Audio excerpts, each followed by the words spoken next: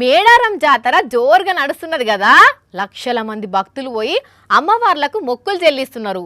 ఏర్పాట్లు కూడా మంచిగానే ఉన్నాయి. ఆడికి పోయిన వాళ్ళు కూడా సంబరంగా తిరిగి వస్తున్నారు. ఇక్కడి వరకు అంత మంచిగానే ఉన్నది కానీ కొందరు భక్తులు చేయబట్టి ఇంకొంతమంది భక్తులు తలలు పట్టుకునే పరిస్థితి వస్తుందట్నుల్లా. మేడారం సమ్మక్క సారలమ్మ జాతరకు పోయి మొక్కులు చెల్లించుకునే భక్తులు అలా తలకాయల మీద కొబ్బరికాయలు ఎక్కడ వలుగుతాయో అని భయపడే పరిస్థితి వచ్చిందుల్లా. ఎందుకంటే లైన్లో ఎన్నుకున్నోళ్ళు అమ్మవార్లకు మొక్కులు చెప్పున చెల్లించాలని చెప్పి అలా చేతులున్న కొబ్బరికాయలను ఇసురితే అవి వచ్చి కొందరు తలకాయల మీద పడుతున్నాయట. పాపం కొందరికి గట్లనే దాకి తల వలుగుతే ట్రీట్మెంట్ చేసిర్రు. ఓ భక్తులారా, మీరు అమ్మవార్ల దగ్గరికి పోయింది మొక్కులు చెల్లించుకునే తందుకు గాని ఇట్లా మిగిలిన భక్తులను గాయపరిచే తందుక.